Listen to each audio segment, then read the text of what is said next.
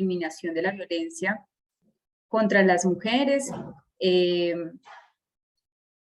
Esto es un espacio que hemos coordinado desde la Coordinación de Desarrollo Humano y Promoción de la Salud de ASPUN Centro, que está a cargo estos 2 años de la Dirección de Bienestar de Uniminuto Eje Cafetero. Bienvenidos a todos. Tenemos unas invitadas muy especiales que han aceptado nuestra invitación para compartirnos algunos de los procesos que han llevado a cabo y procesos investigativos también. Entonces, antes de presentarlas, quería compartirles que este día lo estamos realizando hoy porque seguramente el día de mañana vamos a estar muy llenos de eventos conmemorativos. Es el día 25 que se conmemora el Día Internacional para la Eliminación de la Violencia contra las Mujeres y se viene realizando ¿con qué fin? Con el fin de reclamar a los diferentes países políticas que sean, que nos permitan erradicar estas violencias, que son reiterativas y que siguen en escalada, y más después de todo este tema de la pandemia, pues hemos visto, en vez de disminuir, ha habido un aumento. Entonces, quería compartirles algunas cifras, que es el último informe de medicina legal, que nos deja un poco fríos de todo lo que ha sucedido entre enero y octubre del 2021 en Colombia. Nos indican que 98.545 mujeres fueron víctimas de algún tipo de violencia. De estas cifras, 797 corresponden a homicidios, los cuales aumentaron en comparación con el 2020. Y en total hubo 88 casos más que el periodo anterior. 97.354 mujeres fueron valoradas por lesiones o agresiones, 16.402 por violencia interpersonal, 15.644 por presunto delito sexual, 8.534 por violencia intrafamiliar, 23.000 por violencia de pareja, y se presentaron 394 casos de suicidio. Esas son algunas de las cifras que se pueden visibilizar a través de los informes de medicina legal, pero muchos sabemos que muchas mujeres no denuncian. Entonces, con estas cifras que nos entrega medicina legal, quiero darle la bienvenida a nuestras invitadas. Hoy nos acompaña la doctora Mabel Adriana Rodríguez, que es la coordinadora del Observatorio de Violencias Basadas en Género de la Casa de la Mujer y la Familia Estela Brand. Y Natalia Restrepo Toro, que es una profesora nuestra, muy querida por nosotros, de Uniminuto, y ha hecho un proceso investigativo muy importante también en todo este tema, y también lidera un semillero de investigación. Entonces, darles la bienvenida. El tema que se va a abordar es las violencias contra la mujer en el departamento. Adelante, Natalia y Mabel.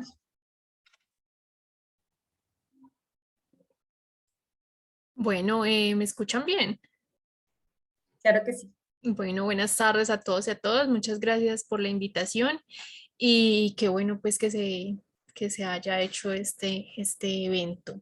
Les voy a compartir pantalla así como para dar un contexto de por qué se conmemora el 25 de noviembre. Bueno.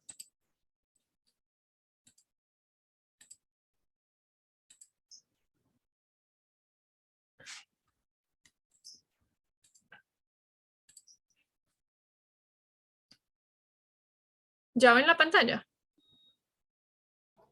Sí. Ok.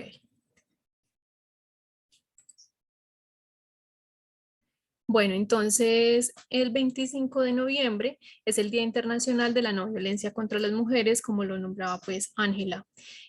¿Por qué se empieza a conmemorar este día? Resulta que más o menos 1960, cuando era la dictadura de Trujillo en República Dominicana, había 3 hermanas, las hermanas Mirabal, que luchaban contra el régimen, no estaban de acuerdo no estaban de acuerdo con lo que allí ocurría, entonces de cierta manera pues eran activistas y hacían parte pues del movimiento contra dictadura, ¿sí? Entonces pues esto no agradaba a Trujillo, no agradaba al régimen, y ellas fueron pues muchas veces detenidas, torturadas, violadas, perseguidas, como lo típico que ocurre en las dictaduras, y también encarceladas. Ellas eran las hermanas Patria, Minerva y María Teresa Mirabal. Digamos que en clave y en temas del movimiento también eran conocidas como las mariposas.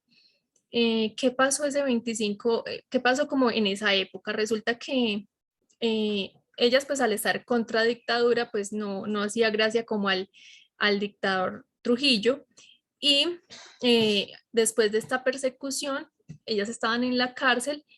Lo que hizo fue tenderles una trampa, sus parejas también estaban en la cárcel, entonces como que les creó una visita, ¿sí? Cuando iban en el auto, las detuvieron, iban con la otra hermana también, solamente iba Minerva y María Teresa, pero, perdón, iban las tres, ¿sí? Pero las que estaban en ese momento encarceladas eran Minerva y María Teresa.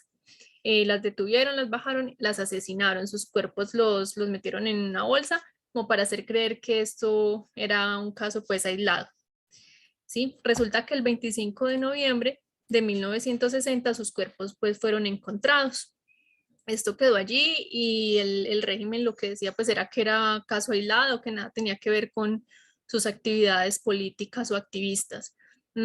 Pese a esto, pues digamos que la comunidad no creyó, y esto fue como un golpe muy fuerte para el régimen de Trujillo.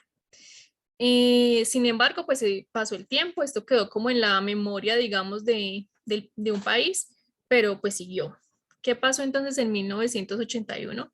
Ocurrió en Bogotá, acá en nuestro país, el primer encuentro feminista latinoamericano y del Caribe. Allí pues hubo delegaciones de diferentes países y vinieron 16 mujeres de República Dominicana.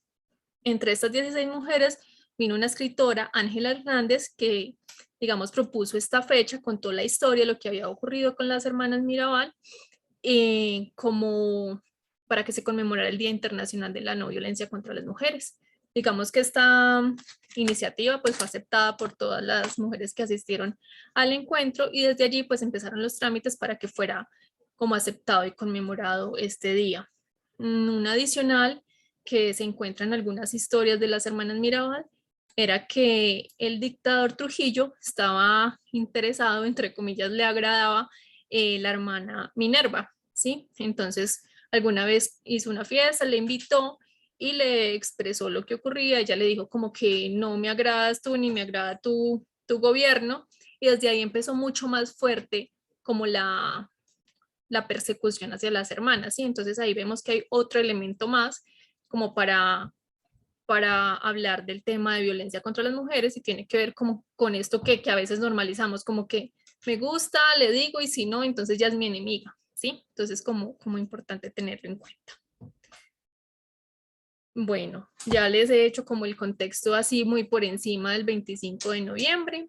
Eh, como les voy a hablar un poco del Observatorio de Violencias Basadas en Género, digamos que tiene que ver de cierta manera con las cifras que nos mostró Ángela, pero nosotros no tenemos esas, digamos que no hacemos observación de esas cifras oficiales, que son pues las que tiene Medicina Legal, las que entrega Fiscalía con sus informes periódicos y anuales. Lo que nosotros hacemos desde la Casa de la Mujer y la Familia Estela Brand es una corporación de mujeres que se creó hace más de 20 años, es la más antigua en la región. Entonces, pues digamos que entre varios procesos que realiza está el Observatorio de Violencias Basadas en Género Risaralda.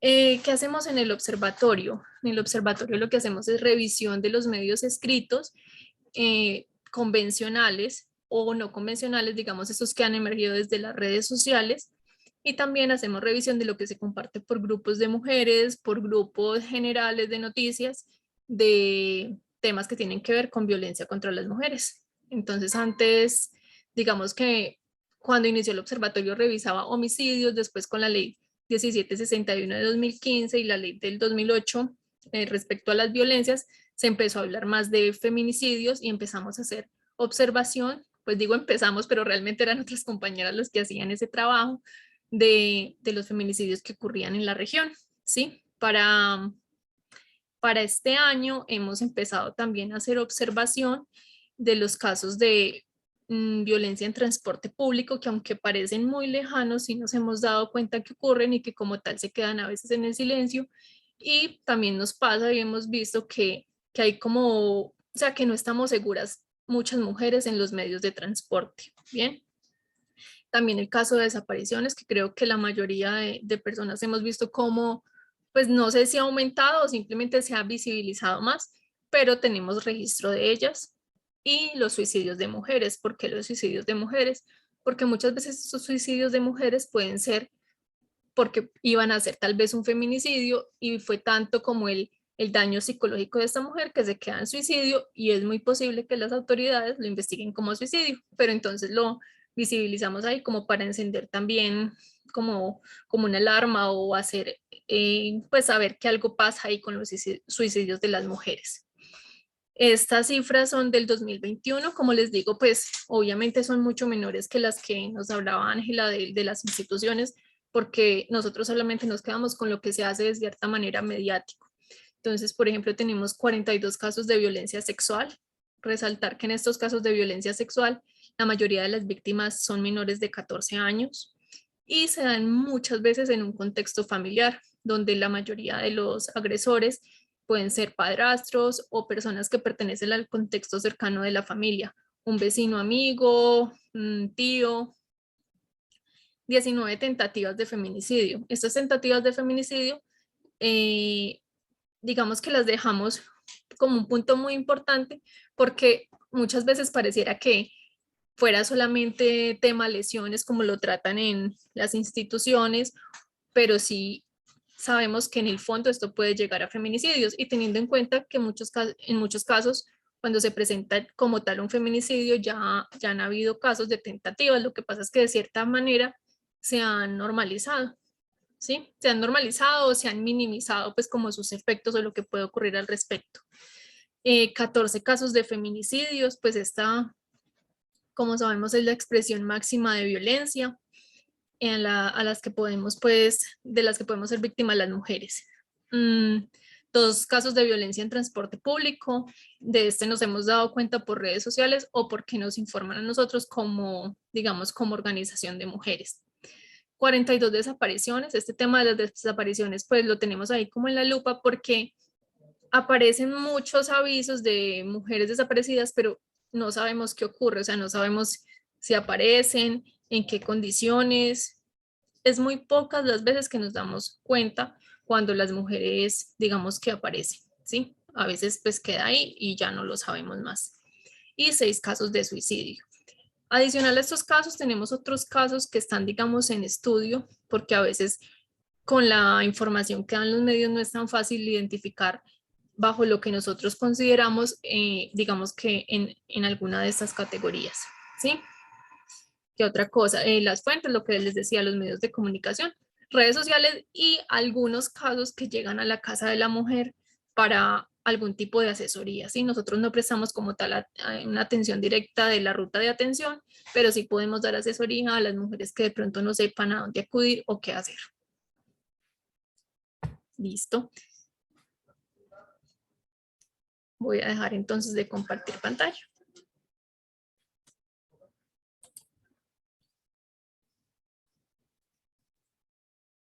Bueno, sigo yo entonces.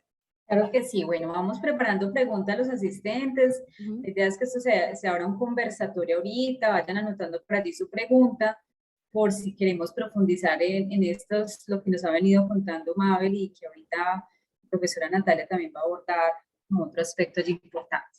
Entonces, adelante, profe. Bueno, agradecer mucho el espacio, la organización de este espacio y la invitación. Bueno, yo les voy a hablar un poco de otras violencias que no son tan visibles, ¿cierto? Digamos que cuando hoy hablamos de las violencias contra las mujeres, que digamos se han visibilizado mucho más, como ya lo mencionaba Mabel, quedan ocultas otras y hoy hablamos de las tareas del cuidado, de las tareas domésticas y del cuidado. Eso no me está pasando. Sí.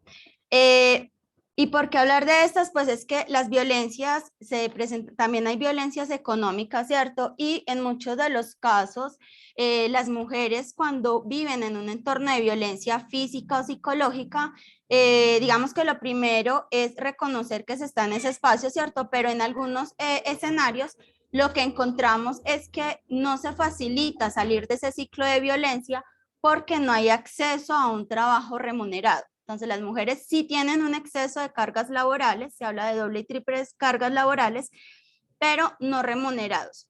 En unas cifras que saca el DANE, que hoy ya podemos consultar, por ejemplo, el DANE saca diferenciado el acceso al mercado laboral, por ejemplo, entre sexos, y también saca un informe especial de la mujer o las brechas salariales respecto al género.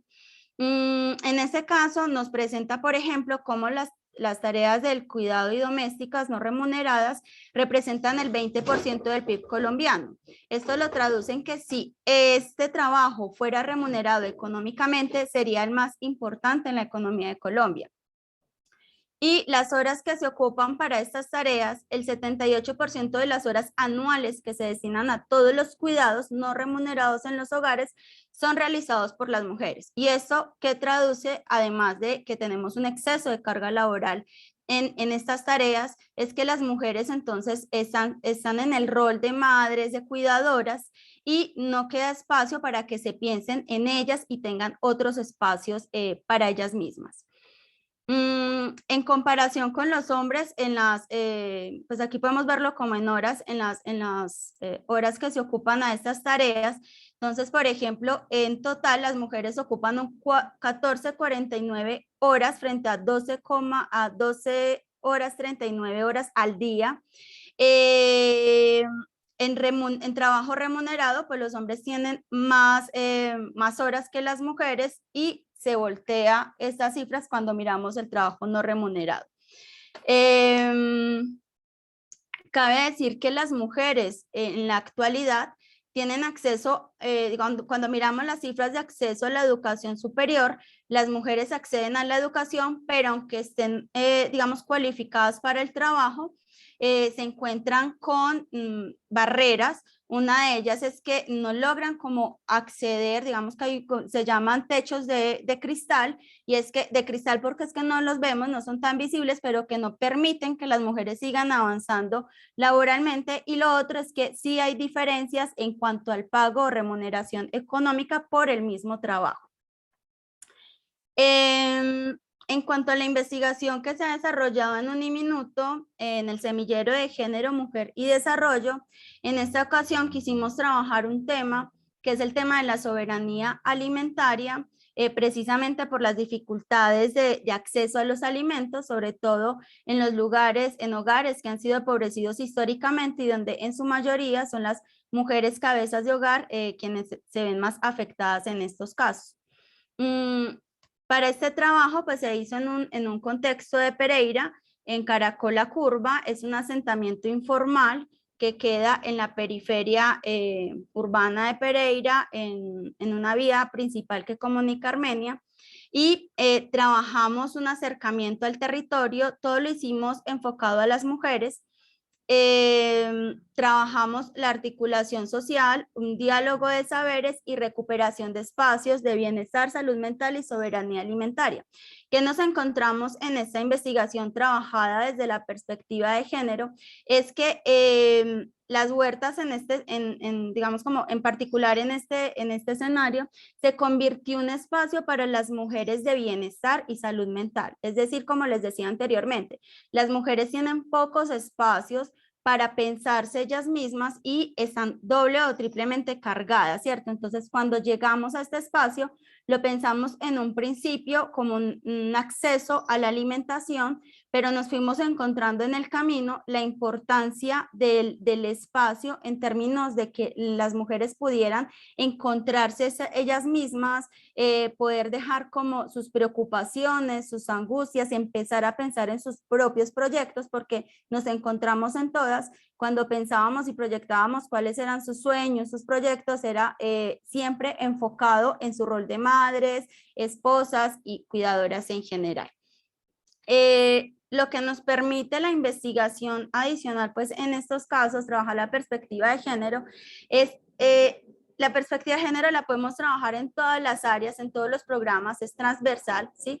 Y nos permite no solamente fortalecer el área en el que estemos trabajando, sino generar también respuestas y alternativas para la eliminación de las violencias contra las mujeres, ¿cierto? Porque a veces hacemos el diagnóstico, nos quedamos como, bueno, en mostrar unas cifras, existe una realidad, pero también es necesario generar propuestas para las mujeres. Una de las deficiencias que encontramos hoy es esa, es que hablamos de la violencia, entonces el maltrato físico, hablamos de las violencias más visibles.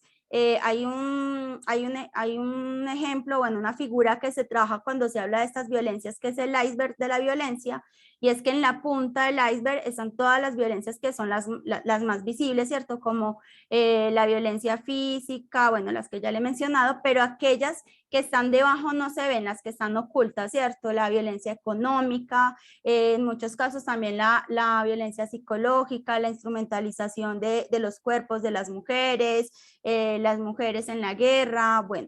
Entonces, trabajar esa investigación que les traje pues como ejemplo, fue muy pertinente y digamos que valioso, no solo para el territorio, sino también para llenarnos de herramientas que nos permitan generar otros espacios y otras alternativas para las mujeres en la región. Y ya, muchas gracias.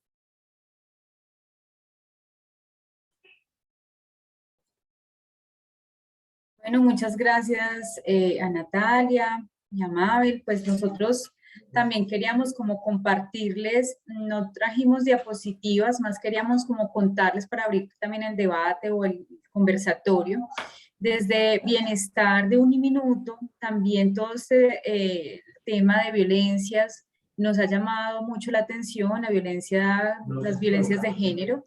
Por eso desde el año pasado empezamos a hacer como una indagación de cuáles eran los tipos de violencias que más de pronto persistían en los estudiantes del eje cafetero. Y allí pudimos evidenciar, tuvimos una encuesta que abarcó el 30% de nuestros estudiantes y profesores, y allí se evidenció que la violencia que más persiste es la violencia psicológica, pero también identificamos que muchos desconocen cuál es el concepto de la violencia psicológica, de qué es la violencia de género, qué es la violencia económica, todos esos tipos de violencia. Y a partir de ahí, de ese diagnóstico que realizamos, hemos empezado unas campañas de sensibilización frente a esos tipos de violencia que nosotros también aquí en Uniminuto tenemos en el lineamiento 1521, que nos invita a generar sensibilización en la comunidad educativa. Y ha sido realmente muy exitoso. En este momento vamos a empezar un proceso de sistematización para mirar cuál ha sido el impacto de abordar estos temas en los espacios académicos, en las clases, y haciendo unas intervenciones cortas, haciendo campañas para que todos trabajemos sobre este tema y empezar a llamar las cosas por su nombre, porque a veces caemos también en la dificultad que no se reconoce que son víctimas, ¿sí? Por muchas cosas pues que tenemos en el contexto. Entonces, cuando empezamos a generar ese reconocimiento también, las mujeres, nuestras estudiantes, nuestras compañeras han empezado a identificar, venga, yo estoy siendo víctima de violencia doméstica, estoy siendo víctima de violencia psicológica. Entonces ha sido realmente están haciendo unos trabajos aquí en la oficina de lado, me voy a correr, le voy a dar la palabra a Carla mientras me muevo de la oficina.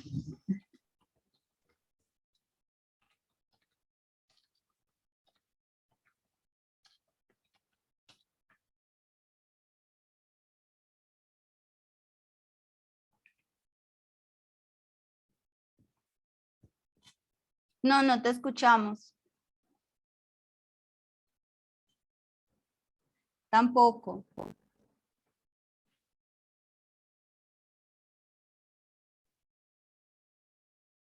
No. Yo creo que igual, mientras se vuelve a conectar Ángela, quizás si Carla soluciona el audio, podrían, no sé si tienen alguna pregunta hasta aquí sobre lo que se ha expuesto o sobre el tema, alguna duda. Sí, Sandoval. Hola, ¿cómo estás? Muy buenas tardes. Hola, buenas. Bueno, me parece muy interesante acerca del tema, cómo lo están como impartiendo, pero quisiera hablar acerca un poco y quisiera saber si ustedes tienen en cuenta la comunidad trans y las mujeres trans dentro de estos índices de violencia que ustedes están mencionando.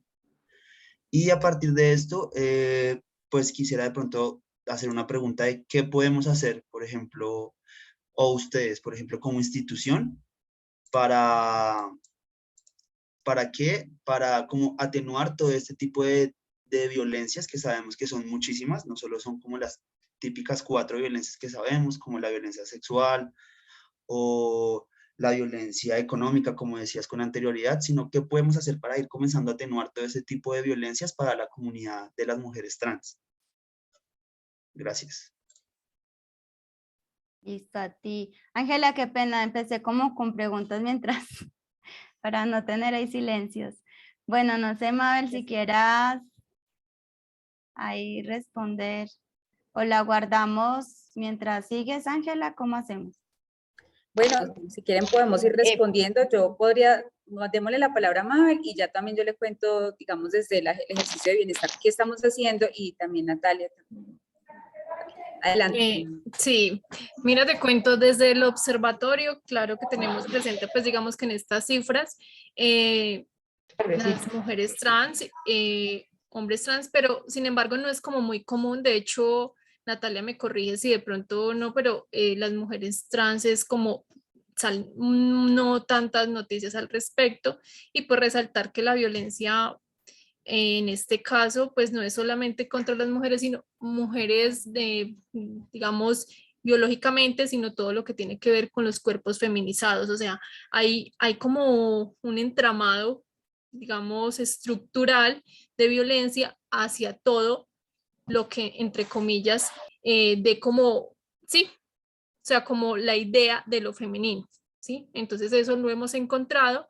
Y bueno, como colectivo de mujeres, pues les recuerdo, el observatorio todo lo hace con trabajo voluntario. Entonces lo que nosotros hemos hecho es, digamos, visibilizar por medios de comunicación la no respuesta, las respuestas equívocas o, digamos, las faltas en la ruta de atención. Recordar que la ruta de atención está pues diseñada desde el 2008 y todavía se están haciendo ajustes como para que funcione. Entonces, ese es como el trabajo que nosotros podemos hacer con lo que tenemos, con los recursos que tenemos, que como les digo, son voluntarios.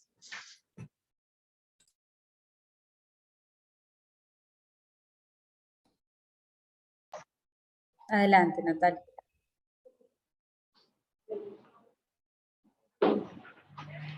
Bueno, sobre la investigación no se realizó con mujeres trans específicamente, pero como lo menciona Mabel, cuando hablamos de las mujeres, digamos en el ejercicio práctico, de los ejercicios que hacemos, digamos que se intenta también vincular a todas las mujeres, ¿cierto?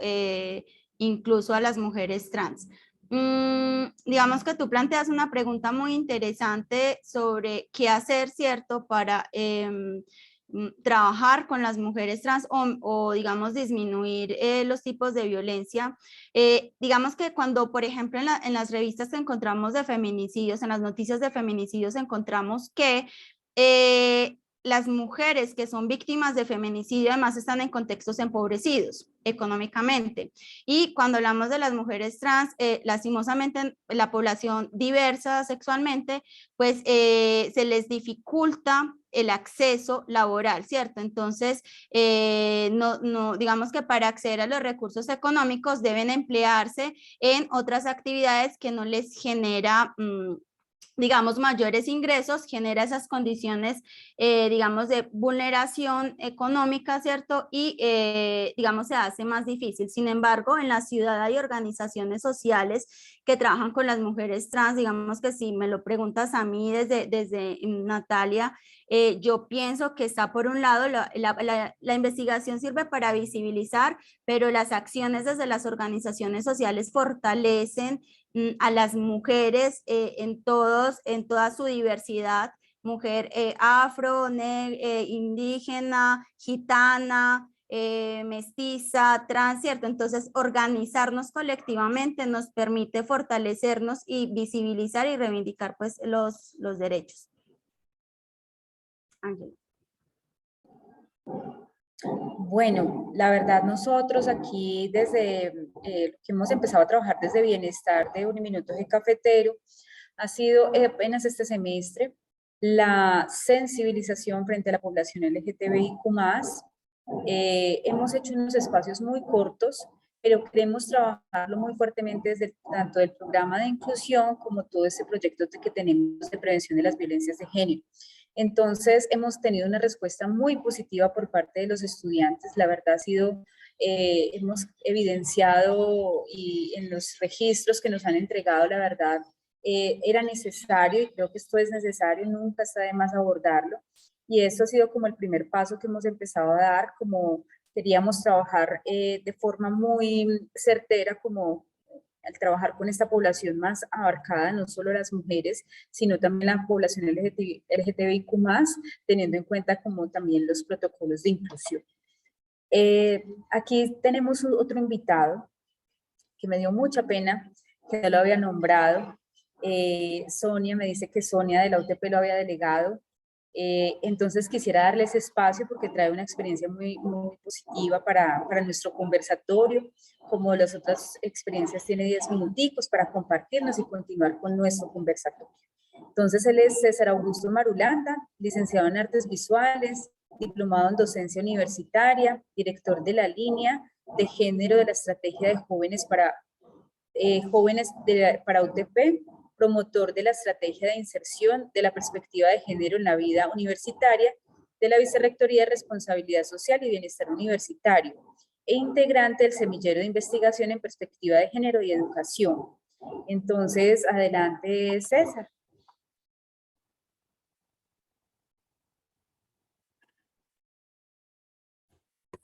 Bueno, muchas gracias.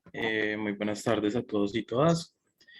Desde la Universidad Tecnológica de Pereira reciban un saludo a este espacio que realmente nos parece importante porque así podemos conocer cómo están los diferentes procesos en la región. Desde la Universidad Tecnológica de Pereira queremos comentarles cómo en lo que hemos avanzado en estos últimos años, partiendo, digamos, al trabajar el tema de género, la violencia basada en género, la violencia sexual y violencia contra las mujeres. Tenemos que hablar de la resolución 493 que se presenta en la universidad. Es una resolución rectoral, la cual tiene dos objetivos específicos. Esa resolución sale en el año 2019 y plantea, primero, la formulación de la ruta de atención a víctimas de violencia basada en género y violencia sexual de la UTP y la conformación de un comité para la atención y prevención de estos casos en la universidad. Entonces rápidamente les voy a comentar como los pasos de la ruta. Nosotros hemos intentado de que esos pasos sean realmente entendibles para poder que las personas de la comunidad universitaria en su conglomerado pues las entiendan y las pongan en práctica. Entonces tenemos el ingreso. Hay dos grandes formas de ingresar a la ruta.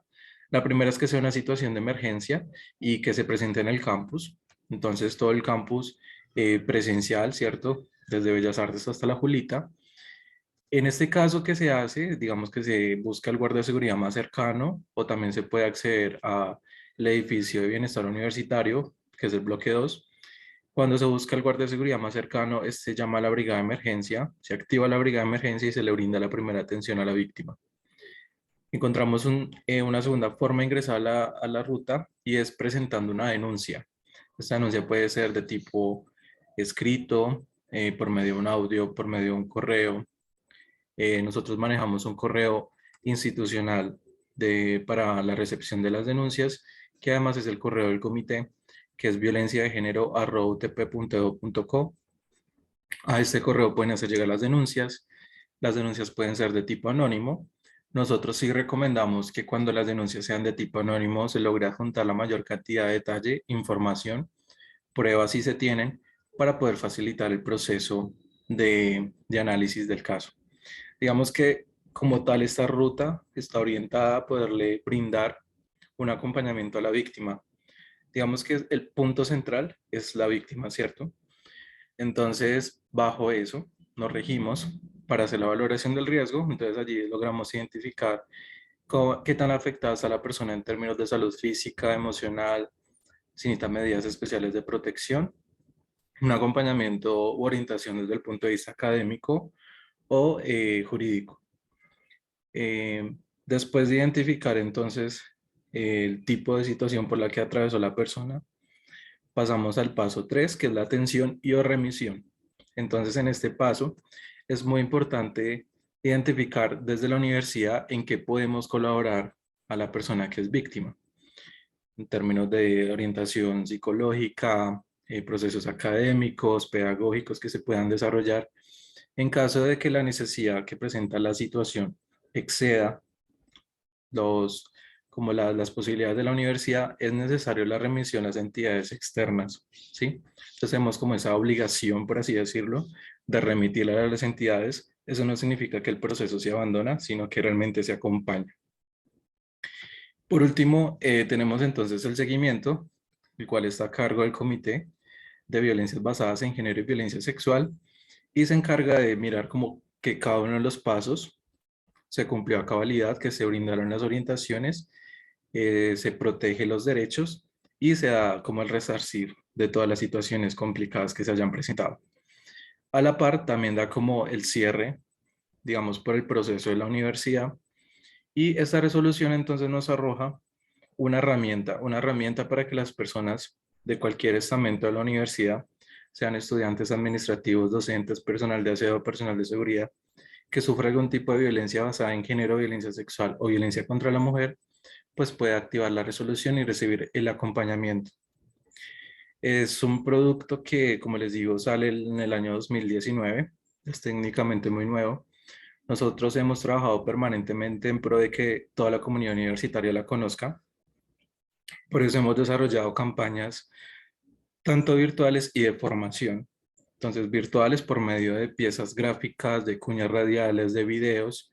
En términos de formación decidimos, digamos, que se instaurara como obligación por parte de la universidad que todos los estudiantes de primer semestre que ingresan a la universidad reciban la formación en términos de la ruta de atención, ¿sí? Entonces se hace la socialización de la resolución y se les presenta como esta alternativa, porque es necesario que desde que las personas ingresen a la universidad conozcan que, digamos, se tiene una herramienta y que si es necesario ponerla en práctica en cualquier espacio o momento de su trayectoria académica, pues lo hagan, ¿cierto? También entendemos que a pesar de que la ruta existe, no es suficiente para trabajar todo el tema de género en la universidad.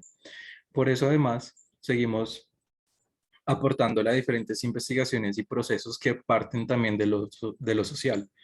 Digamos que una cosa es lo que está escrito en el documento y se puede interpretar como lo institucional, pero también la parte del cambio que queremos generar en la universidad y en nuestra comunidad universitaria está también en lo social. Entonces, retomamos una campaña en la Universidad de los Andes que se llama No es Normal. Nosotros la trabajamos en 2 etapas. En la primera etapa de la campaña exponemos diferentes situaciones que se han presentado en contextos presenciales y virtuales sobre violencia basada en género, violencia sexual y violencia contra la mujer, y las exponemos al público, ¿cierto? Comenzamos a armar el debate acerca de estas posturas, porque digamos que tenemos en claro que hay cierto tipo de comportamientos que están normalizados, lo que hemos llamado como micromachismos, y que hay que comenzar a cuestionarse para poder transformar. Posterior a eso, la segunda parte de la campaña, digamos que lo que hacemos es recoger unos testimonios de un proyecto de maestría de la Universidad del Valle, que recoge testimonios de las personas de la UTP, intenta clasificar cuáles son los tipos de violencia que se presentan en el contexto universitario. Entonces, cogemos los testimonios, exponemos qué clase de violencia es y también buscamos la forma de generar el debate para desnormalizar eso. Por otra parte, también desde la línea de servicio social de jóvenes para jóvenes, que es una estrategia de pares, hacemos formación en 3 aspectos que creemos importantes, son fundamentales para los estudiantes. Entonces tenemos todo el tema de psicoactivos, género y salud mental. Y en la línea de género trabajamos temáticas que han sido muy importantes para nuestros estudiantes. Entonces tenemos violencia en el noviazgo, violencia basada en género, género y sexualidad, diversidad de sexo y diversidad genérica. También trabajamos las masculinidades no hegemónicas y hacemos campañas de intervención para poder, digamos, tener este contacto con los estudiantes. Entonces, eso es como un pequeño bocado de lo que en la universidad hemos estado trabajando desde hace ya un par de años. También, digamos que impulsado por muchos procesos sociales de mujeres, de colectivos, de semilleros de investigación, que hemos visto la necesidad de que la inserción en la perspectiva de género sea algo que la universidad se apropie y pues ponga en práctica. Entonces, eso es como lo que tenía para comentarles. Muchas gracias. No sé si de pronto tengan preguntas o quieran saber algo más. Muchas gracias, César. Creo que sí, espero que nos acompañes acá mientras vamos generando Vale. las preguntas. Muy interesante lo que nos presentas, que es una necesidad presente que siempre conozcan los estudiantes las rutas de atención. Voy a darle la palabra a Carla, que tenía una pregunta. Adelante. Bueno, gracias. ¿Me escuchan? Sí. Ahora sí. Bueno, muchas gracias. Bueno, más que una pregunta, es un agradecimiento a nuestros invitados por estar en este conversatorio y sobre todo por compartirnos y darnos a conocer desde qué punto estamos trabajando un tema tan importante que considero que es un tema histórico que apenas estamos empezando a analizar, a profundizar, a interiorizar para poder reivindicar muchas cosas que la misma historia, la sociedad y los estereotipos pues nos han cargado dentro del rol de la mujer, independiente si es LGTBIQ o si es transgénero, el rol femenino que nuestra sociedad sostiene, ¿cierto? Quería comentarles es un poco de lo que nosotros hemos venido realizando acá en Uniminuto. Como dice nuestra directora de Bienestar, estamos empezando y estamos organizándonos desde la experiencia. Vamos a empezar una sistematización ya el próximo año, pero nosotros hemos iniciado, si bien es cierto, con la identificación del conocimiento de las violencias y la sensibilización frente a los tipos de violencia, dentro de los encuentros de empoderamiento femenino que realizamos, empezamos a hacer el reconocimiento tras esta sensibilización de aquellas mujeres uniminuto que han superado y han sido resilientes frente al tema de la violencia en los diferentes tipos de violencia, y logramos encontrar dentro de nuestra propia comunidad unas mujeres con unas historias de vida muy empoderadas, de un gran ejemplo para las mujeres que siguen, y esto nos permitió también diversificar un poco las fortalezas de la mujer dentro de este espacio académico y cómo se distribuye pues al resto de la sociedad. De allí, tras estos dos reconocimientos, 3 reconocimientos, el reconocimiento si soy víctima, el reconocimiento si soy resiliente y la identificación de mis fortalezas, hemos iniciado el proceso de formación. Vamos a iniciar el proceso de la formación dentro de la mujer Uniminuto, y es los autos, ¿cierto? Vamos a empezar a trabajar la parte de las fortalezas desde los autos, porque si bien es cierto, y es totalmente válido, muchas veces la mujer sigue en el espacio del maltrato porque no tiene una independencia económica, también a veces es muy cierto que esa independencia económica se da porque su autoestima está tan lastimada que no logra reconocer esas fortalezas y esas redes de apoyo para poder generar otro tipo de alternativas que sistemáticamente podrían sacarla de eso. Entonces nosotros estamos empezando a trabajar todo lo que tiene que ver los autos, autorreconocimiento, autoestima, autoinsuficiencia, todos los autos que podemos empezar a construirnos y a restablecernos como mujeres que hemos sido víctimas, y sobre todo reconocer si en algún momento hemos sido víctimas de cualquier tipo de violencia. Y dentro de este fortalecimiento de los autos y de nuestras redes de apoyo, tanto como institución, en la parte interna de Uniminuto, también como visibilizar las redes de apoyo externas, pues allí también vendría el legado de poder empezar a a debilitar esos micromachismos que también hablaban nuestros invitados, que de una u otra forma también los legitimamos algunas veces desde las dinámicas del rol de mujer impuesto pues, por la sociedad. Entonces, esto es un poco lo que nosotros venimos realizando y obviamente también activamos rutas cuando encontramos tipos de violencia que debemos activar una ruta de atención por emergencia. Pero agradezco la articulación que estemos aquí y que sobre todo podamos empezar a unir esfuerzos para que nuestras mujeres encuentren un espacio de seguridad, porque muchas veces dentro de nuestros conversatorios el tema de la vergüenza ha sido el que más perpetúa la continuidad también dentro del maltrato, porque primero no sé si soy violentada y segundo me da pena decirlo porque van a burlarse de mí o van a creer que soy una mujer débil. Entonces, estos espacios de encuentro y empoderamiento como un minuto han permitido que se empiecen a reconocer como mujeres fuertes y que encuentran un espacio de seguridad. Entonces, también es muy interesante cómo podríamos empezar a articularnos para generar estos espacios de seguridad masificamente y pues que nuestras mujeres grandes y chiquitas, porque también identificamos que dentro de los espacios donde obviamente una de nuestras estudiantes es víctima de cualquier tipo de violencia de género, pues su hija también lo es, ¿cierto? Independiente de la edad. Entonces también es un tema de sensibilización y de empoderamiento generacional en el cual también como instituciones de educación superior pues debemos empezar a trascender en nuestras metodologías de impacto, probablemente más adelante que maduremos muchas cosas, en poder llegar pues a través de nuestras redes de familia, poder empezar a fortalecer este empoderamiento desde las generaciones más pequeñas, ¿cierto? Entonces quería hacer como ese comentario, como que darnos a conocer un poco cómo nosotros estamos iniciando este proceso de empoderamiento. Y sí tengo una pregunta así transversal a todos nuestros invitados o a quienes están en la sala.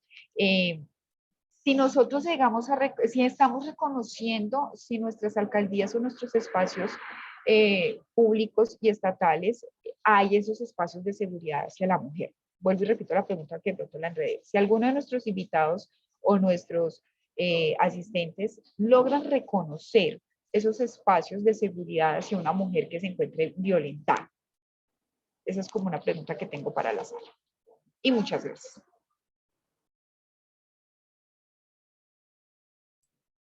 Bueno, voy a iniciar. Listo. Digamos que el término reconocer pues podría ser muy amplio. Nosotros pues sí reconocemos que hay una normativa. Colombia tiene bastante de esto, de leyes que favorecen ahí a las mujeres rurales. La Constitución dice que debe haber igualdad en temas laborales, en temas de salario, pero eso está pues en su mayoría escrito. Realmente, como les contaba ahora, la ley, por ejemplo, de feminicidio, de cómo tramitarlo, o sea, de qué es un feminicidio, es desde el 2015. No sé si recuerdan de pronto el caso de Rosa Elvira Celi. Fue a partir de ese caso que ocurrió en Bogotá, que fue como tan mediático que, bueno, ocurrieron muchas cosas a nivel de los trámites y legal, y digamos que quedó esto como delito autónomo. Han pasado más de 5 años y estamos seguras desde, digamos, desde el observatorio, que hay funcionarios, hablamos de jueces,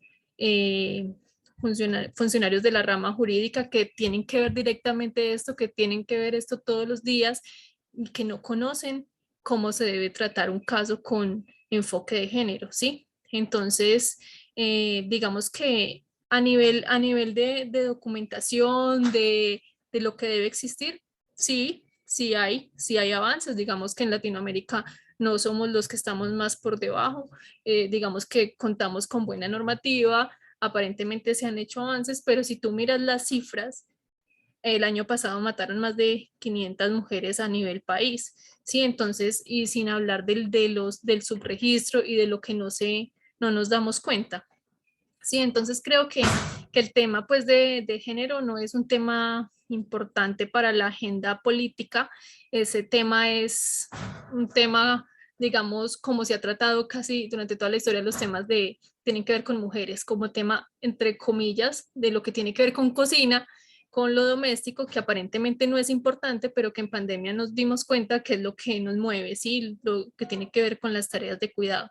Entonces, pues, como mi punto es que no nos sentimos protegidas. Creo que también, digamos, después del paro nos dimos cuenta tampoco, y bueno, ya lo sabíamos también desde antes, creo que si nos está pasando algo, no se nos ocurre mucho ir a acudir a una estación de policía, en su mayoría, estoy hablando como en términos generales, y lo que nos hemos enterado en nuestros propios colectivos, ¿sí? Entonces no es como una representación ni de autoridad ni de seguridad. Ujú. Bueno, yo quisiera mencionar, estoy totalmente de acuerdo con lo que menciona Mabel. Digamos que en términos de la normatividad se tienen varias cosas, varios avances, ¿cierto? Pero que al fin y al cabo eso termina siendo algo que está en el papel, ¿sí? No hay realmente procesos como de veeduría que permitan identificar que las realidades se están transformando, las realidades por las cuales salen esta normatividad. A mí me parece muy preocupante porque el tema del trabajo de género, como lo decía Mabel, digamos que es una cuchilla que nadie quisiera tocar de primerazo, ¿cierto? Siempre buscan sacarle como el quite por alguna parte, pero justamente la normatividad ha implicado que muchas organizaciones, muchos procesos tengan que trabajar el tema de género. ¿Qué pasa? En búsqueda de esa salida, como de cumplir con la petición que se hace, se crean protocolos, algunas rutas, algunos mecanismos, pero realmente no funcionan. ¿Por qué no funcionan? Porque no designan personas que estén como en la capacidad de darle funcionamiento a esto. Inclusive, nos hemos topado con diferentes estamentos que ponen a funcionar personas que no tienen formación en perspectiva de género. Y eso es muy complicado porque es entonces tener una herramienta que no va a tener un proceso, digamos, para avanzar, sino que va a estar ahí simplemente cumpliendo una normatividad porque existe, ¿cierto? También yo creo que es importante para poder generar un cambio y un avance es trabajar el tema de la concepción del género en la sociedad. Entonces, no solamente que exista, que se entienda que hay una herramienta, sino que realmente busquemos como esa transformación cultural, podemos decirlo así, de la mentalidad de las personas que hacen parte de la sociedad, para poder avanzar y que el tema de género no sea algo que las personas no quieran tocar porque es complicado, sino que entiendan que es necesario tocarlo porque nos afecta a todos, ¿sí? Sean hombres, seamos sean mujeres, personas de la comunidad diversa, a todos nos afecta el tema y todos tenemos cartas en el asunto y yo creo que el cambio como tal parte de trabajarlo en colectivo. Entonces, esa es como la percepción que en lo personal yo tengo como de estas, de esta parte normativa. Bueno, yo también me sumo a lo que se ha dicho. Digamos que contextos seguros o como lo planteaba Carla, yo sentiría que son las redes de apoyo cercanas, ¿cierto? Por eso las amigas, la familia, aunque la familia también se vuelve un entorno inseguro, ¿cierto? Entonces, identificar esos espacios, pero esas redes de apoyo son los espacios seguros, realmente la institucionalidad. Y siento que el tema sí se viene abordando, ¿cierto? Es un ODS, un Objetivo de Desarrollo Sostenible, el número 5, y se vuelve un indicador a cumplir que le da, digamos, niveles de indicadores de eficacia, de trabajo a las instituciones. De hecho, por ejemplo, en el Ministerio de Educación, el último lineamiento hablaba sobre este tema, ¿cierto? Pero se vuelve un poco como cuando hablamos del tema ambiental. Entonces, pongo un ejemplo, un restaurante muy conocido acá, dice no usa el pitillo por ser ecológicamente amigable, pero después te sirven el plato en plástico, el vaso en plástico, los cubiertos empacados en plástico, la servilleta de plástico, pero están siendo responsables, ¿cierto? Entonces se vuelve un poco así, es como que, bueno, vamos a hablar de las violencias basadas en género, no hay que pegarle a las mujeres, reconozcamos el papel de la mujer, pero en nuestros hogares, en nuestras prácticas diarias, y como lo mencionaba Carla, en esos micromachismos, sigue muy arraigado ese tema. Y voy a poner, por ejemplo, aquí en Risaralda no estoy segura si ya se perdieron, pero la noticia la semana pasada era que se iban a perder 500 millones de pesos para atender las violencias sexuales en el departamento y no se estaban ejecutando, pero vemos noticias donde dicen que sí están trabajando por los temas de las mujeres. Entonces es como que se generan ahí muchas, es como hacia afuera sí lo trabajamos, pero hacia adentro realmente, o como lo decía Carla, no lo estamos realmente entendiendo o interiorizando como es. Muchas gracias y muchas gracias a todos. Voy a intervenir aquí. Muchas gracias a todos porque realmente creo que esos son los objetivos que tenemos al crear estos espacios de conversatorio. Y es que es la transversalidad de que la eliminación de la violencia de género es una responsabilidad nuestra que parte desde una acción y una iniciativa individual y se vuelve un colectivo. Y es muy importante, y quiero aprovechar para que las personas que se encuentran acá en la sala, somos 23 personas, logramos entender que dentro de nuestras instituciones educativas habrán espacios y habrán áreas en las que se pueden sentir seguros de ir, pero lo que más importante es que cualquiera de nosotros podemos ser un apoyo para una persona que sea una víctima de violencia de género en donde nos encontremos. Entonces les agradezco a todos esa respuesta transversal porque la eliminación de la violencia de género, muy bien, estamos todos de acuerdo, está en la normativa, está en los protocolos, está en la normativa internacional, pero es eso, es un pasar muy rápido porque es una responsabilidad también nuestra como sociedad y sobre todo una responsabilidad para poder transformar la historia y poder transformar lo que más adelante viene para nuestras generaciones. Entonces también es un llamado y una invitación a que todos nosotros podemos hacer parte de la eliminación de la violencia de género y no nos tenemos que quedar esperando que una institución pública o privada ejecute acciones y sobre todo que nos podemos quedar esperando, ve y entonces ¿qué van a hacer?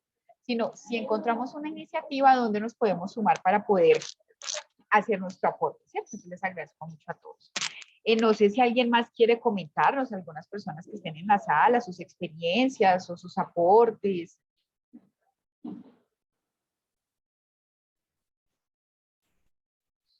Carla, yo le agregaría algo a lo que dices y que sí es muy importante el tema de organizarnos, de trabajar en colectivo, de fortalecer las redes de apoyo, pero digamos que frente a la institucionalidad, si bien no funciona, siento que sí es necesario hacer acciones de veeduría, ¿cierto? Porque existe una política pública, está transversalizado en los planes de desarrollo municipal, departamental, nacional, entonces, y hay recursos económicos para ello. Mabel mencionaba, por ejemplo, que la Casa de la Mujer de la familia Estela Brand funciona con el trabajo voluntario de sus asociados y asociadas, que el observatorio es el único observatorio a nivel departamental que lleva un registro de estas cifras y lo hace con voluntarios. Es increíble que esto suceda y que existan unos recursos públicos para atender estos temas y que no se estén usando para ello. Entonces el tema de la veeduría, sí es necesario hacerlo y cómo sumarnos a eso.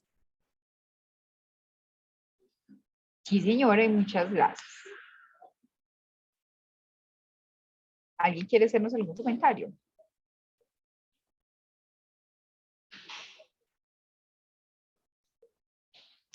Bueno, yo acá tengo algunas otras preguntitas que venían como preguntas guía, les voy a lanzar. Yo sé que hemos ido venido dándole respuesta a estos interrogantes, pero sería muy bueno como resaltarlos un poco más, teniendo en cuenta que estamos en un contexto de formación de profesionales. Una pregunta es, ¿cuál ha sido la respuesta institucional o gubernamental para responder ante la escala de la violencia contra la mujer y cómo ustedes han hecho parte de la respuesta?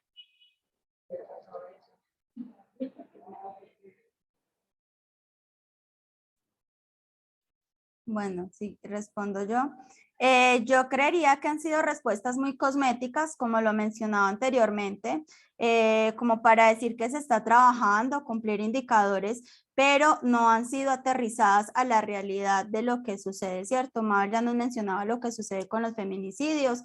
A nivel departamental tenemos una patrulla violeta, que se supone es un número al que podemos acudir para las violencias, pero cuando acudimos a la patrulla, pues resulta que no atiende fines de semana y en horario nocturno, cuando las cifras de medicina legal y el observatorio de la casa nos mencionan que son los momentos cuando más se necesita acudir a este espacio. En algún momento acudimos y toda la patrulla tenía COVID. Y no había quien atendiera, ¿cierto? Vas a alguna institución, ¿no? Y no saben activar la ruta, no saben cómo funciona, entonces siento que son medidas como ya lo dije, cosméticas, sí se dice que se trabaja, pero en realidad ha sido muy débil y cómo hemos aportado a esto. Yo siento que en la visibilización sobre la situación, sobre la realidad de las mujeres en el departamento y el acompañamiento también haciendo parte de estas redes de apoyo que mencionaba. Bueno, yo quiero como agregar a eso que no son como casos aislados, ¿sí? No es que le pasó a alguien que consultó a la casa, no, esto viene generalizado. Yo creo que como colombianos y colombianas también sabemos que poner una denuncia acá en Colombia es complejo. Respecto a cualquier tema, pues sí se reciben, pero sabemos que la espera es mucha y que el aparato judicial está colapsado y hace años nos están diciendo está colapsado y nos acostumbramos a vivir con el aparato judicial colapsado. Eso por el lado de lo punitivo, que es como una de las alternativas, pero como decía César, lo central es la víctima y simplemente a veces la víctima no desea denunciar porque aquí también hay una carga psicológica muy fuerte en caso de feminicidio, en caso de violencia sexual, y si es feminicidio recae la carga sobre la familia. Entonces es como una doble vía, ¿sí? Por otra parte, son muy largos los tiempos de espera, ¿sí? Eso como por decirlo, que no son pues casos aislados. Nosotros conocemos casos hasta de que han tenido que esperar 5 años. Estos 5 años obviamente hay un desgaste para las víctimas y puede que luego no ocurra nada, o también ha habido casos donde llega primero y se resuelve primero la denuncia que hace el agresor por calumnia. Entonces aquí no hay como un tema pues como serio al respecto, ¿sí? Sí hay como algo por mostrar, pero no sentimos pues que estamos como hablando, que nos están hablando de este tema en serio.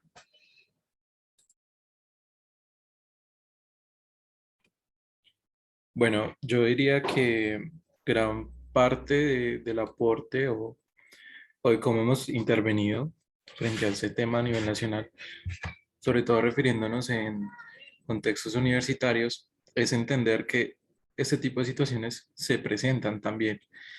Digamos porque por mucho tiempo las universidades y muchos espacios académicos estuvieron o se concebían como espacios supuestamente asépticos, ¿cierto? Como eso no se daba allí, por el tema de dedicarnos a formar profesionales, por manejar contenidos académicos, pero evidentemente, si en nuestra sociedad esas situaciones se presentan, es también motivo de que se presenten en las universidades. Entonces, primero, las investigaciones que en muchas universidades a nivel nacional han podido arrojar como estos resultados de que las violencias no solamente hacen parte de la sociedad, sino que también en los espacios de formación profesional se presentan, ha permitido que sea mucho más visible algunos alcances que a veces la normatividad no deja, ¿cierto?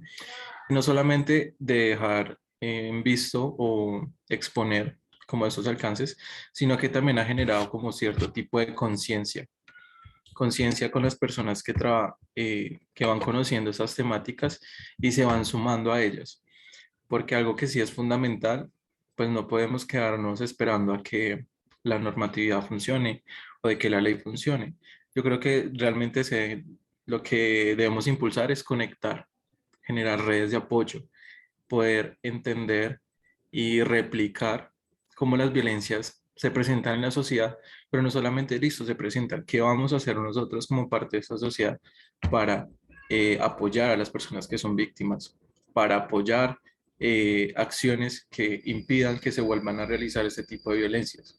Entonces creo que si bien la respuesta nacional pues es muy compleja, yo creo que ha servido para impulsar ciertos aspectos de la sociedad que nos permiten generar nuevas dinámicas en pro de, como de trabajar sobre las violencias basadas en género, violencia sexual y violencia contra la mujer. Yo creo que eso es como lo más importante y sobre todo rescatable que podemos tener de esos procesos.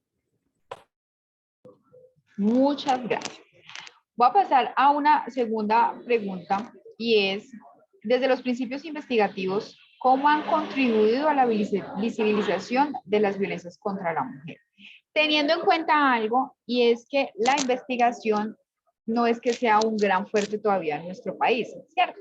que aún todavía lo que es la investigación, lo que es lo que es la disciplina de la lectura, la disciplina de la escritura para toda nuestra comunidad, pues no ha sido muy fuerte. Entonces, cómo desde los procesos investigativos, cómo han contribuido a la visibilización de las violencias contra la mujer. Y muchas veces, a veces la investigación se nos queda allí, en el resultado aquí para adentro, ¿sí? Entonces ahí les abro la pregunta. Bueno, digamos, la Casa de la Mujer y la Familia el año pasado realizó una investigación relacionada como con el machismo y los temas musicales, sobre todo porque se tiene catalogada esta región, esta ciudad como la ciudad del despecho, entre comillas. Entonces se hizo pues un trabajo bastante interesante donde se preguntaba a la gente que iba, digamos, por la calle o a diferentes personas qué les generaba tal letra de canción. Entonces se fue como muy a fondo de esto y pues esto nos llevó a encontrar cómo esto está tan normalizado, cómo vemos desde niños tarareando canciones aparentemente muy, pues pasa como dentro de lo normal, pero que realmente traen una carga machista muy fuerte y que pues se han normalizado todo el tiempo. Pues creo que el gran aporte allí fue sí visibilizar, en dar reflexión, porque cuando se preguntaba a las personas decían, no, es normal, no me parece, pero cuando se preguntaba como más, pero ¿le parece esta situación? ¿O a usted le ha pasado? ¿O conoce algún tipo de violencia cercana? Entonces ya se ponían como en situación y cambiaba un poco como eso que uno va en automático y no se entera, ¿sí? Este fue como algo que se hizo por fue algo que la casa ganó en el concurso de estímulos. Entonces digamos que hay un aporte, creo que sí se impactó de cierta manera a las personas con quien se compartió y quienes hicieron parte de la misma.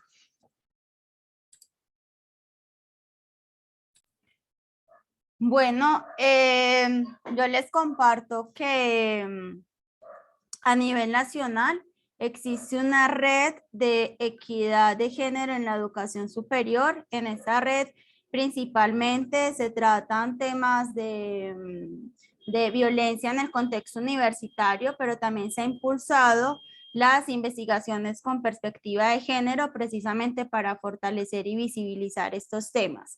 En lo concreto, en lo que es aquí, pues en lo que hemos podido desarrollar desde el semillero, impulsamos la creación del nodo local de esta red de educación superior, en la cual llevamos alrededor de 3, 4 años, aproximadamente 3 años, y hemos ido pues ampliándonos con la vinculación de otras universidades de la región. Hemos hecho ya 3 encuentros de investigación con perspectiva de género, lo que nos ha permitido conocer lo que se ha hecho a nivel regional, local, que se ha adelantado en las investigaciones, porque algo que nos hemos encontrado también es que el tema va interesando, ¿cierto? Entonces se van haciendo investigaciones aisladas en los temas de interés desde el área de comunicación, desde el área de medicina, desde diferentes, desde el área de derecho, y no logramos como articularnos para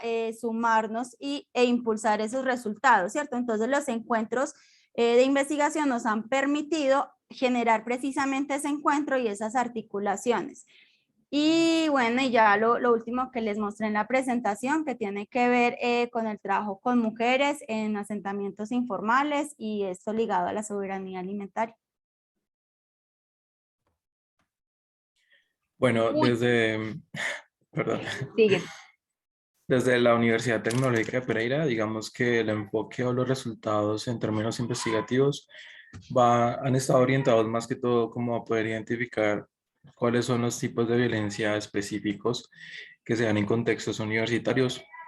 Digamos que se encuentran algunos de los ya conocidos en el espectro de violencia basada en género, pero también encontramos algunos que son específicos del contexto universitario. Por ejemplo, la desvalidación académica hacia las mujeres. Ese es uno de los resultados sobre los cuales hemos comenzado a trabajar y sobre los también hemos presentado propuestas de intervención. Nosotros hace poco desarrollamos una una campaña que se llamó El Muro del Desahogo, donde identificamos que para las mujeres es muy complejo expresar cierto tipo de situaciones por las cuales viven. Entonces las confrontamos en espacios íntimos, presentándoles un papel en blanco en un espacio donde pueden estar muy tranquilamente y exponer sus puntos de vista, como son los baños. Esa experiencia nos sirvió para recoger unos testimonios bastante fuertes en términos, sobre todo, de este punto que les acabo de mencionar, la desvalidación académica.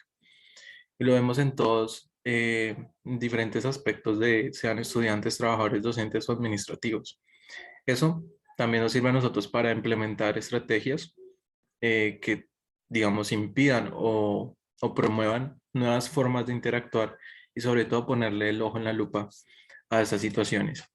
También desde la parte de formación ha sido muy importante porque trabajar el tema de las violencias basadas en género y de la violencia contra la mujer nos ha remitido desde la parte pedagógica a identificar que hay una falencia muy grande en la formación de los futuros docentes, ¿cierto? Entonces, formación en términos de perspectiva de género y sobre todo, digamos, en algunos sectores donde se va a trabajar, digamos, con niños más pequeños, tratamos de impulsar el trabajo o de estructurar una idea, un proyecto, un protocolo que permita fomentar la forma como la educación sexual se está impartiendo en los diferentes espacios formativos, digamos, de primaria y secundaria.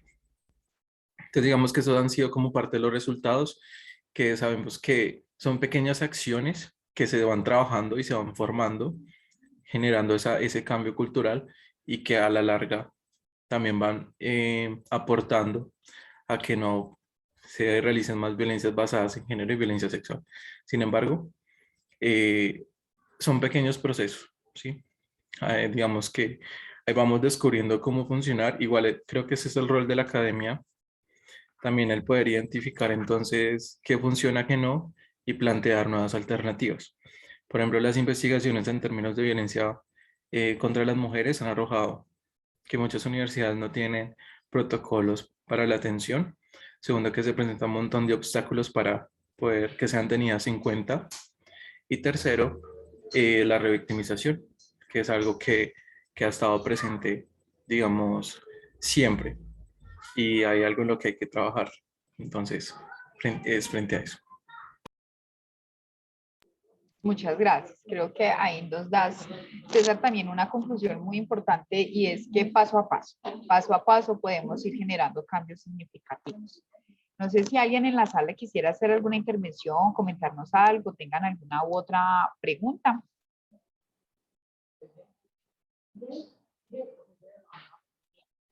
Bueno, dado que nuestro espacio de conversatorio pues era de 1 hora, ya estamos un poquito pasaditos porque el tema es muy interesante.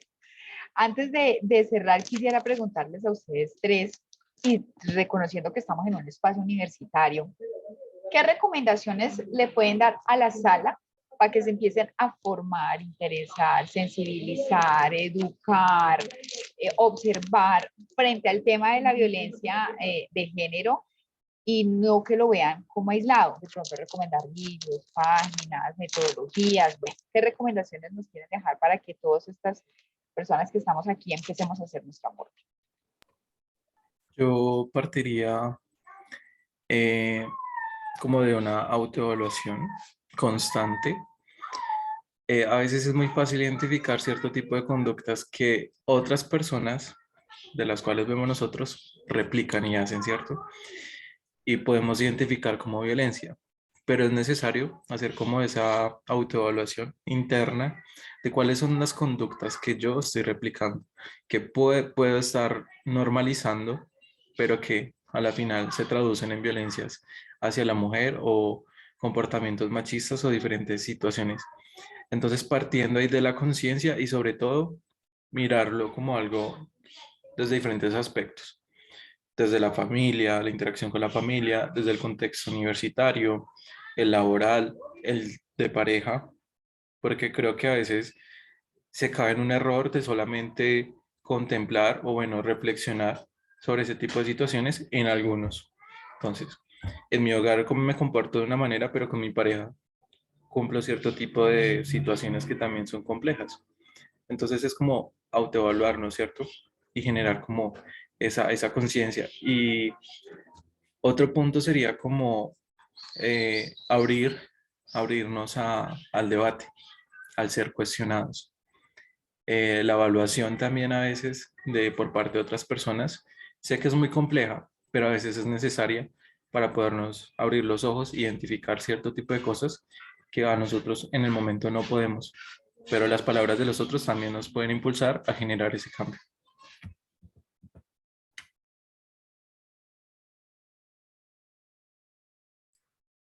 Bueno, doy continuidad. Me parece súper importante lo que dice César. Creo que mirar el contexto más cercano es un punto importante. Sin embargo, me parece que conocer algo de la historia nos da como ese tema un poco de afán que podemos manejar a veces algunas mujeres con que ven, es que en serio nos están matando. El año pasado se declaró el luto nacional por feminicidios y créanme que hasta el momento no ha ocurrido casi que nada al respecto. Entonces es como, primero, buscar atrás. Yo creo que desde la empatía de mirar que esto le pudo haber pasado a mi hermana, a mi mamá, a una sobrina, a mí misma, creo que eso es bien importante. Entonces ver historias, creo que ya ni siquiera pues se pueden leer, pero también se pueden mirar en YouTube. Hay canales completos dedicados a esto. Segundo, no temerle al tema, porque es que desde hace un tiempo se viene hablando de los estudios de género, pero creo que hay que resaltar también el trabajo de feministas y mujeres que han hecho antes muchas cosas al respecto y aún siguen haciendo. Entonces, no temer y no creer simplemente lo que dicen algunas redes o algunas posiciones, entre comillas, sí, políticas respecto a estos temas que pueden ser muy controversiales, pero que finalmente pueden terminar en violaciones, en muertes y pues en todo esto que ya conocemos, ¿sí? El tema de los micromachismos, bien esencial. Y yo creo que para las mujeres, el tema del trabajo, como del cuerpo, de la aceptación del cuerpo, del amor propio, creo que no dejarnos simplemente llevar por los estereotipos que todo el tiempo y todos los días la publicidad nos está bombardeando, como cómo debemos ser más bonitas o qué es lo que nos falta para agradar finalmente a quién. Nos venden que es como a nosotras mismas, pero yo creo que hay un entramado y una mentira grandísima, es finalmente al patriarcado y a los hombres. Entonces, eso se puede estar viendo todo el tiempo en los ambientes laborales, en los ambientes académicos, y podemos estar reflexionando y generar discusión sin temer, porque es que a veces sí realmente hay que generarla. Eso sería como uno de los aportes. Y adicional, también el tema con los niños. En la ley, por ejemplo, 1761 de 2015 se dice que en las escuelas y en la educación media ya se debe empezar a hablar de temas de equidad de género. Y por ejemplo, resulta que todavía están hablando de catolicismo como materia esencial, pues como tema esencial en religión. Entonces ahí como que hay un contrapeso de cómo estamos en materia de educación al respecto y en todo lo que tiene que ver con estos temas que nos deberían generar mucha más reflexión. Bueno, yo digamos que tomaría un poco de los que dicen mis compañeros y compañeras aquí, es cuestionarnos mucho, cuestionarnos constantemente, porque como ya lo han dicho, hemos naturalizado a tal nivel que, no sé, hace una semana escuchaba una canción de diciembre que todos cantan y bailan y decía, si no se arrepiente, la cojo del pelo, la arrastro y le arranco la cabeza. Literal, se me quedó acá porque quedé impresionada y también en sintonía con lo que decía Mabel. Hemos naturalizado muchas cosas y no solamente con el género, también con la guerra. ¿sí? Hoy se está hablando de los 5 años de la implementación del acuerdo de paz. Vimos en contextos de violencia y violencias que afectan también a las mujeres. Entonces no se trata una cosa entre hombres y mujeres, ¿cierto? Que a veces como que no, es que el hombre también sufre violencia, las mujeres, sí, no se trata una cosa como de competencias, sino de cómo generamos espacios donde todos y todas podamos vivir en escenarios de paz, libres de violencia, ¿cierto? Entonces, y en equidad. Entonces es cuestionarnos constantemente y cuestionarnos todo, ¿cierto? Y cuestionarnos no solo por cuestionarnos, sino para aportar en la transformación a través de exigir, de aportar y de hacer. Y ya, muchas gracias. No, muchas gracias a todos ustedes por sus importantes recomendaciones. Creo que aquí hay otra conclusión de la respuesta y es la autoevaluación, el autocuestionamiento y una mente abierta permanente y una observación constante nos pueden ayudar a ver de qué manera podemos aportar en esta eliminación de la violencia de género y cómo lo podemos sumar con otras iniciativas.